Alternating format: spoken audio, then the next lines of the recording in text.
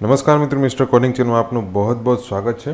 મિત્રો, આ વિડીયોમાં આપણે જોશું કે ડિજિટલ ગુજરાતની અંદર ઓનલાઈન શિષ્યવૃત્તિ માટેનું ફોર્મ કઈ રીતે ભરવું, તેમાં રજિસ્ટ્રેશન કઈ રીતે કરવું। મિત્રો, ખાસ કરીને આ વિડીયો આઈટીઆઈના તાલીમાર્થીઓ માટે બનાવેલો છે, જેથી કરીને શિષ્યવૃત્તિના ફોર્મ ઓનલાઈન સરળતાથી ભરી શકાય। તો મિત્રો, આપણે જાણી લઈએ ઓનલાઈન ફોર્મ કઈ રીતે ભરવું।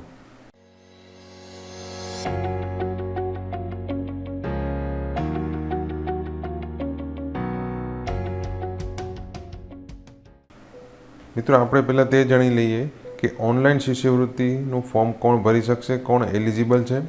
મિત્રો, જો તમે ગામડામાં રહેતા હોય તો તમારા વાલીની આવક 1,20,000 કે તેનાથી ઓછી હોવી જોઈએ, અને જો તમે શહેરી વિસ્તારમાં રહેતા હો તો તમારા વાલીની આવક 1,50,000 કે તેનાથી ઓછી હોવી જોઈએ। અને જો તમે SC, ST કે OBC ઉમેદવાર છો તો તમારી પાસે જાતિનો દાખલો અને આવકનો દાખલો હોવો જરૂરી છે। અને જો તમે જનરલ કેટેગરીના ઉમેદવાર છો તો તમારી પાસે EWS દાખલો અને આવકનો દાખલો હોવો ખૂબ જ જરૂરી છે। ત્યારબાદ મિત્રો, જો તમે ઓનલાઈન ફોર્મ ભરો છો તો તેના માટે જરૂરી ડોક્યુમેન્ટમાં જાતિનો દાખલો, જો તમે જનરલ કેટેગરીના ઉમેદવાર છો તો EWS અથવા ABCનો દાખલો, વાલીના આવકનું સર્ટિફિકેટ, બેંક પાસબુક। મિત્રો, બેંકમાં તમારા નામનું ખાતું હોવું જોઈએ અને તે ખાતું આધાર કાર્ડ સાથે લિંક હોવું જોઈએ। ત્યારબાદ તમે આઈટીઆઈમાં પ્રવેશ મેળવેલો છે તો ફી ભર્યાની રિસિપ્ટ, ધોરણ 10 પાસ કર્યાનું વર્ષ અને આઈટીઆઈમાં પ્રવેશ મેળવ્યાના વર્ષ વચ્ચે જો તફાવત હોય તો આ તફાવત શા માટે છે તે માટેનું સોગંદનામું સ્ટેમ્પ પેપર ઉપર એફિડેવિટ કરવાનું રહેશે। સ્કૂલ લિવિંગ સર્ટિફિકેટ અને પાસપોર્ટ સાઇઝ ફોટો। મિત્રો, આ તમામ ડોક્યુમેન્ટ જરૂરી છે। મિત્રો, આ તમામ ડોક્યુમેન્ટની JPG ફાઇલ ડિજિટલ ગુજરાત પોર્ટલમાં અપલોડ કરવાની રહેશે। માટે તમે ફોર્મ ભરવાનું શરૂ કરો તે પહેલાં આ તમામ ડોક્યુમેન્ટ સાથે રાખવા, અને આ તમામ ડોક્યુમેન્ટ તમે જ્યારે સ્કેન કરો અથવા ફોટા પાડો છો તો તેનું ફોર્મેટ JPG રહેવું જોઈએ અને તેની સાઇઝ 200 KBથી ઓછી રહેવી જોઈએ। તો મિત્રો, હવે આપણે ઓનલાઈન ફોર્મ કઈ રીતે ભરવું તે જાણી લઈએ। મિત્રો, સૌપ્રથમ તમારે ગૂગલની અંદર લખવાનું છે ડિજિટલ ગુજરાત। મિત્રો, ડિજિટલ ગુજરાત લખી અને તમે એન્ટર કી પ્રેસ કરશો એટલે અહીંયા પહેલું ઓપ્શન આવશે digitalgujarat.gov.in, એટલે કે જે પ્રથમ લિંક આવે છે તેની પર તમારે ક્લિક કરવાનું રહેશે। ત્યારબાદ મિત્રો, ડિજિટલ ગુજરાત વેબસાઇટ ઓપન થઈ જશે। ત્યારબાદ મિત્રો, ઉપર જમણી બાજુ લોગિનનું બટન છે ત્યાં તમારે ક્લિક કરવાનું રહેશે। મિત્રો, લોગિનના બટન ઉપર ક્લિક કરશો એટલે અહીંયા લોગિન માટેનું પેજ ઓપન થઈ જશે। મિત્રો, જો તમે પહેલેથી જ રજિસ્ટ્રેશન કરાવેલું હોય તો અહીંયા તમારી રજિસ્ટ્રેશન ડિટેલ દાખલ કરીને લોગિન થવાનું છે। જો તમે અગાઉ ક્યારે રજિસ્ટ્રેશન કરાવેલું ન હોય તો અહીંયા ઓપ્શન છે ક્લિક ફોર ન્યૂ રજિસ્ટ્રેશન, ત્યાં ક્લિક કરવાનું રહેશે। તો મિત્રો, આપણે પહેલાં જાણી લઈએ જો તમે અગાઉથી જ રજિસ્ટ્રેશન કરાવેલું છે તો શું કરવાનું રહેશે। જો મિત્રો, તમે અગાઉથી રજિસ્ટ્રેશન કરાવેલું હોય તો તમે બે રીતે લોગિન કરી શકશો, ઈમેલ આઈડી દ્વારા અથવા મોબાઈલ નંબર દ્વારા।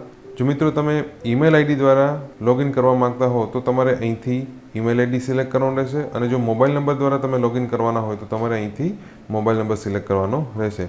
હવે મિત્રો, આપણે ઈમેલ આઈડી દ્વારા લોગિન કરવા માંગતા હો તો તમે અહીંયા ઈમેલ આઈડી સિલેક્ટ કરી અને ત્યારબાદ તમારે અહીંયા રજિસ્ટ્રેશન વખતે જે ઈમેલ આઈડી દાખલ કરેલું હોય તે અહીંયા લખવાનું રહેશે। ત્યારબાદ તમે જે પાસવર્ડ સેટ કરેલો હોય તે અહીંયા લખવાનો રહેશે। ત્યારબાદ આ જગ્યાએ અહીંયા જે બાજુમાં કેપ્ચા કોડ છે તે અહીંયા દાખલ કરવાનો રહેશે અને ત્યારબાદ લોગિન બટન ઉપર ક્લિક કરવાનું રહેશે। જો મિત્રો, તમે તમારો પાસવર્ડ ભૂલી ગયા હોય તો તમે અહીંયા ક્લિક હિયર, ફોરગોટ પાસવર્ડની બાજુમાં લખેલું છે ક્લિક હિયર, તેની ઉપર ક્લિક કરી અને પાસવર્ડ ફરીથી રીસેટ કરી શકો છો। અને જો મિત્રો, હવે તમે નવું રજિસ્ટ્રેશન કરતા હો તો તમારે અહીંયા ક્લિક કરવાનું રહેશે ક્લિક ફોર ન્યૂ રજિસ્ટ્રેશન, તેની ઉપર ક્લિક કરશો એટલે એક ફોર્મ ઓપન થઈ જશે। તેમાં મિત્રો, સૌપ્રથમ તમારે મોબાઈલ નંબર દાખલ કરવાનો રહેશે।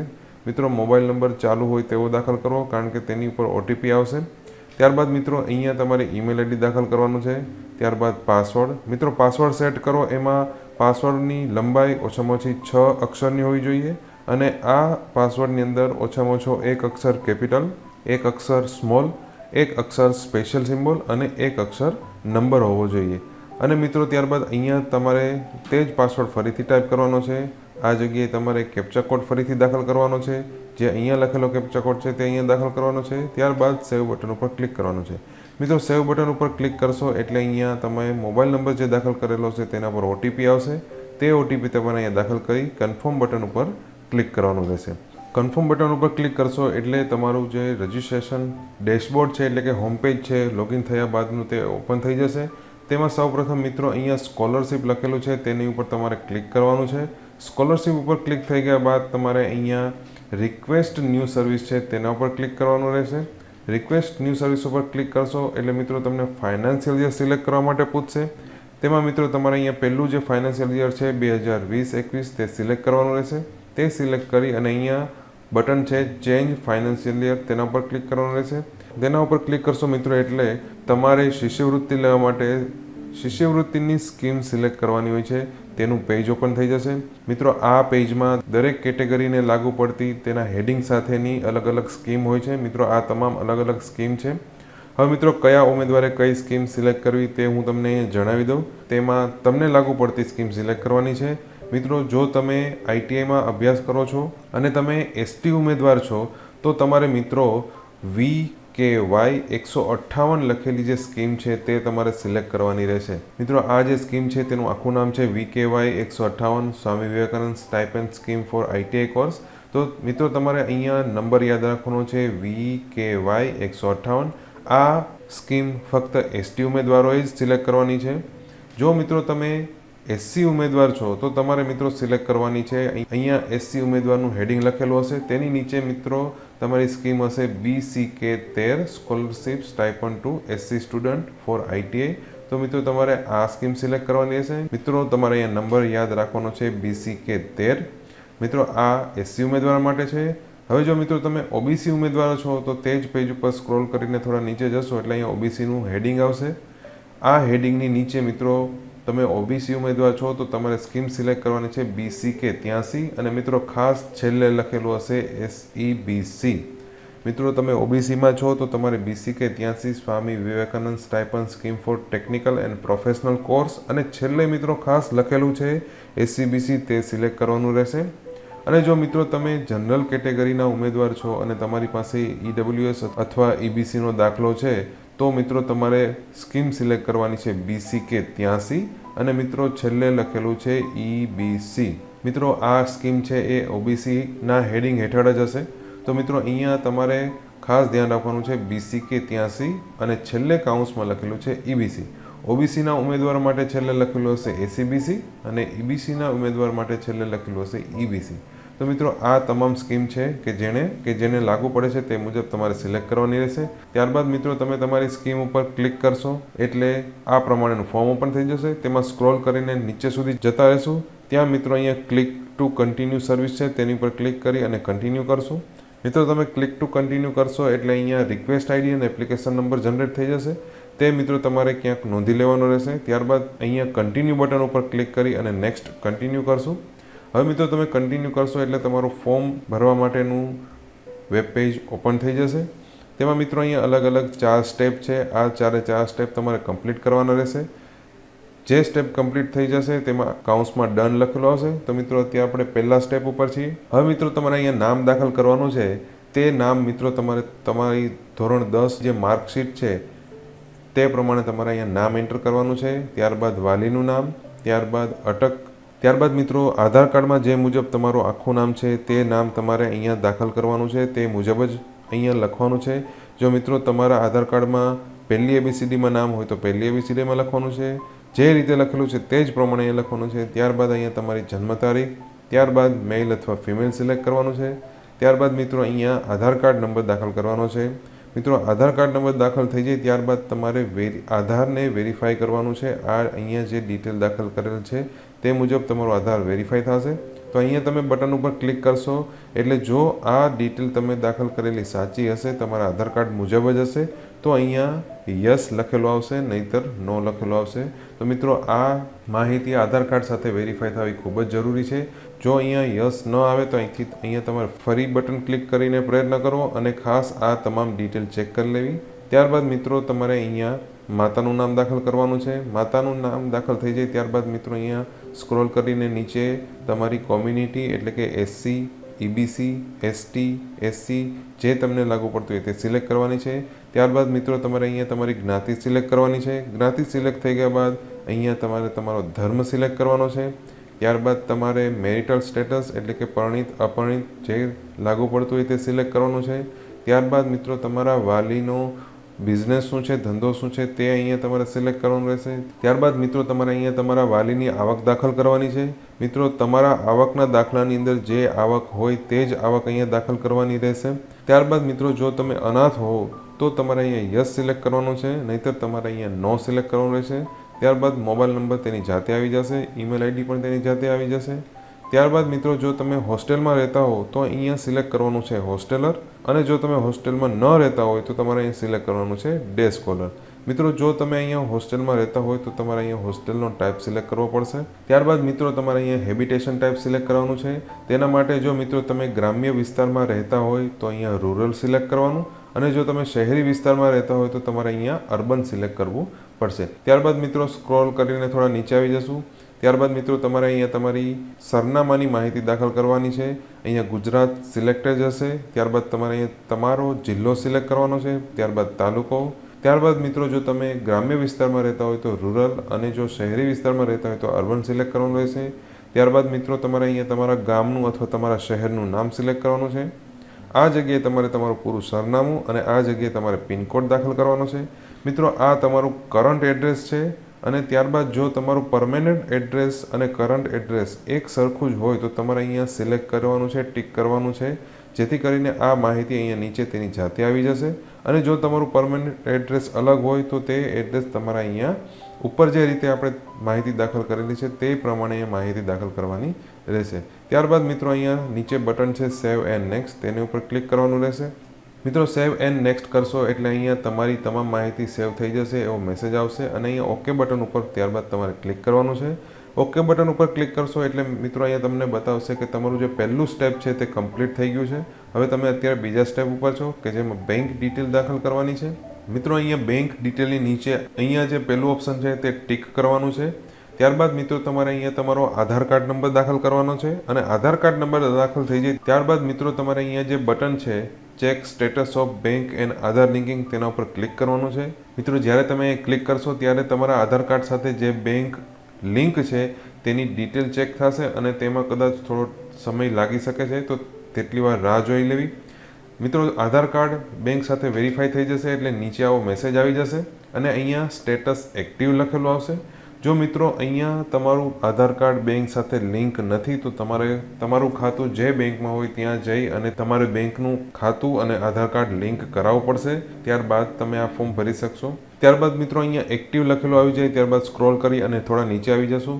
અહીંયા મિત્રો તમારે તમારી બેંકની ડિટેલ દાખલ કરવાની છે. તેમાં સૌપ્રથમ મિત્રો અહીંયા તમારે ટિક કરવાનું છે. ત્યારબાદ મિત્રો અહીંયા તમારે બેંકનો IFSC કોડ દાખલ કરવાનો છે. IFSC કોડ દાખલ કરી અને શો બેંક ઉપર ક્લિક કરશો એટલે અહીંયા તમારી બેંકનું નામ અને અહીંયા બેંકની બ્રાન્ચનું નામ તેની જાતે આવી જશે. જો ન આવે તો મિત્રો અહીંયા તમારે ક્લિક કરી અને સિલેક્ટ કરવાનું રહેશે. ત્યારબાદ મિત્રો તમારે અહીંયા તમારી બેંકના ખાતા નંબર દાખલ કરવાના છે, અને તે જ ખાતા નંબર અહીંયા ફરીથી દાખલ કરવાના રહેશે. ત્યારબાદ મિત્રો અહીંયા તમારે તમારી પાસબુકમાં જે પ્રમાણે તમારું નામ છે, એટલે કે તમે જે બેંકમાં ખાતું ખોલાવેલું છે તે બેંકની પાસબુકમાં જે રીતે નામ લખેલું છે તે નામ તમારે અહીંયા લખવાનું રહેશે. ત્યારબાદ અહીંયા જે ઓપ્શન છે તે ટિક કરવાનું રહેશે, સિલેક્ટ કરવાનું રહેશે, અને ત્યારબાદ અહીંયા સેવ અને નેક્સ્ટ બટન ઉપર ક્લિક કરવાનું રહેશે. મિત્રો સેવ અને નેક્સ્ટ બટન ઉપર ક્લિક કરશો એટલે ડેટા સક્સેસફુલીનો મેસેજ આવશે. ત્યાં મિત્રો ઓકે ઉપર ક્લિક કરવાનું છે. એટલે મિત્રો હવે અહીંયા આપણા 2 સ્ટેપ કમ્પ્લીટ થઈ ગયા છે. ત્રીજું સ્ટેપ છે મિત્રો એકેડેમિક ડિટેલનું. એકેડેમિક ડિટેલમાં સૌપ્રથમ મિત્રો અહીંયા તમે એડમિશનનો પ્રકાર સિલેક્ટ કરવાનો છે. મિત્રો તમે જો સરકારી સંસ્થામાં પ્રવેશ મેળવેલો હોય તો આ જગ્યાએ તમારે સિલેક્ટ કરવાનું છે રેગ્યુલર સીટ, અને જો તમે પ્રાઇવેટ સંસ્થામાં પ્રવેશ મેળવેલો હોય તો તમારે સિલેક્ટ કરવાનું છે રેગ્યુલર પેઇડ સીટ. ત્યારબાદ મિત્રો તમારે અહીંયા તમારો એનરોલમેન્ટ નંબર દાખલ કરવાનો છે. મિત્રો ITIમાં એડમિશન વખતે તમને જે પ્રવેશ માટેનો ઓર્ડર આપેલો છે તે ઓર્ડરમાં તમારો એનરોલમેન્ટ નંબર લખેલો હશે, તે તમારે અહીંયા લખવાનો છે. ત્યારબાદ મિત્રો આ જગ્યાએ તમારે ITI લખેલું સિલેક્ટ કરવાનું છે. ત્યારબાદ મિત્રો આ જગ્યાએ તમારો જે ટ્રેડ છે તે 1 વર્ષનો છે કે 2 વર્ષનો છે. જો તમારો ટ્રેડ 1 વર્ષનો હોય તો 1 યર સિલેક્ટ કરવાનું છે, અને જો તમારો ટ્રેડ 2 વર્ષનો હોય તો તમારે 2 યર સિલેક્ટ કરવાનું છે. ત્યારબાદ મિત્રો અત્યારે તમે કયા વર્ષમાં છો તે તમારે અહીં સિલેક્ટ કરવાનું છે. જો તમે પ્રથમ વર્ષમાં હોય તો ફર્સ્ટ યર સિલેક્ટ કરવાનું, જો તમે સેકન્ડ યરમાં હોય તો સેકન્ડ યર સિલેક્ટ કરવાનું. ત્યારબાદ મિત્રો તમારી સંસ્થા કયા જિલ્લામાં આવેલી છે તે અહીંયા સિલેક્ટ કરવાનું છે, તમારી સંસ્થાનો જિલ્લો સિલેક્ટ કરવાનો. ત્યારબાદ અહીંયા તમારે તમારી સંસ્થાનું નામ સિલેક્ટ કરવાનું છે. મિત્રો તમે અહીંયા તમારી સંસ્થાનું નામ સિલેક્ટ કરશો એટલે અહીંયા તમારો કોર્સ એટલે કે ટ્રેડ સિલેક્ટ કરવાનો ઓપ્શન આવી જશે. એમાંથી તમારે તમારો ટ્રેડ સિલેક્ટ કરવાનો રહેશે. ત્યારબાદ મિત્રો અહીંયા તમારે તમારો ટ્રેડ કઈ તારીખથી શરૂ થયો તે તારીખ અહીંયા દાખલ કરવાની રહેશે. સામાન્ય રીતે 1 ઓગસ્ટ હોય છે અને ત્યારબાદ અહીંયા કોર્સ ક્યારે પૂરો થશે તે તારીખ લખવાની છે. મિત્રો આ બંને માહિતી તમારે તમારા ઇન્સ્ટ્રક્ટરને પૂછીને લખવાની રહેશે જેથી ભૂલ ન થાય. ત્યારબાદ મિત્રો અહીંયા તમારે કોર્સનો સમયગાળો લખવાનો છે. તમારો કોર્સ છે એ 1 વર્ષનો હોય તો 1 સિલેક્ટ કરવાનું છે અને 2 વર્ષનો હોય તો 2 સિલેક્ટ કરવાનું છે. ત્યારબાદ મિત્રો તમે સ્ક્રોલ કરશો એટલે તમે ધોરણ 10 પછી અને આઈટીઆઈમાં પ્રવેશ મેળવ્યા પહેલાં જે કોઈ અન્ય અભ્યાસ કરેલો હોય તેની અહીંયા માહિતી દાખલ કરવાની રહેશે. તે તમામ માહિતી અહીંયા દાખલ કરી અહીંયા એડ બટન ઉપર ક્લિક કરશો એટલે તે તમામ માહિતી એડ થઈ જશે. ત્યારબાદ મિત્રો જો તમે ધોરણ 10 પાસ અને આઈટીઆઈમાં એડમિશન મેળવેલું હોય તે બંને વચ્ચે ગેપ હોય તો તમારે અહીંયા યસ સિલેક્ટ કરવાનું છે, નહીંતર નો સિલેક્ટ કરવાનું છે.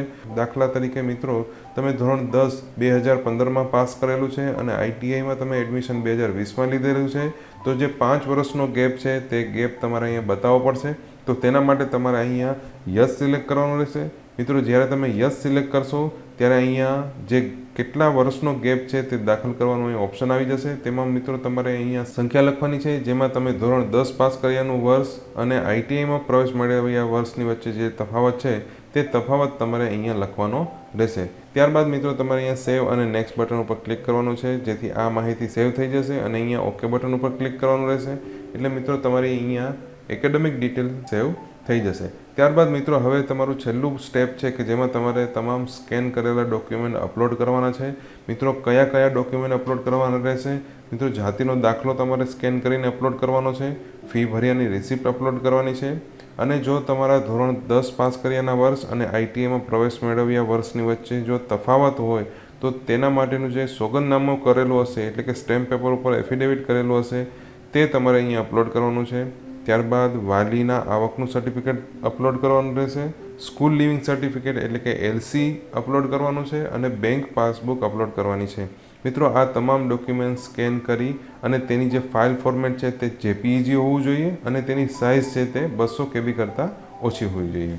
તો આ તમામ વસ્તુ મિત્રો સ્કેન કરી અને અહીંયા સર્ટિફિકેટના જે તે સર્ટિફિકેટ હોય તેના નંબર દાખલ કરી બ્રાઉઝ કરી અને અપલોડ બટન ઉપર ક્લિક કરશો એટલે તે અપલોડ થઈ જશે. તો તમામ ડોક્યુમેન્ટ છે તે એક પછી એક અપલોડ કરવાના રહેશે. ત્યારબાદ મિત્રો તમે સ્ક્રોલ કરશો એટલે સ્ક્રોલ કરીને નીચે અહીંયા ફોટો અપલોડ કરવાનો છે. તે જગ્યાએ તમારે મિત્રો તમારો જે પાસપોર્ટ સાઇઝનો ફોટો છે કે જે તમે સ્કેન કરેલો છે તે અહીંયા અપલોડ કરવાનો રહેશે.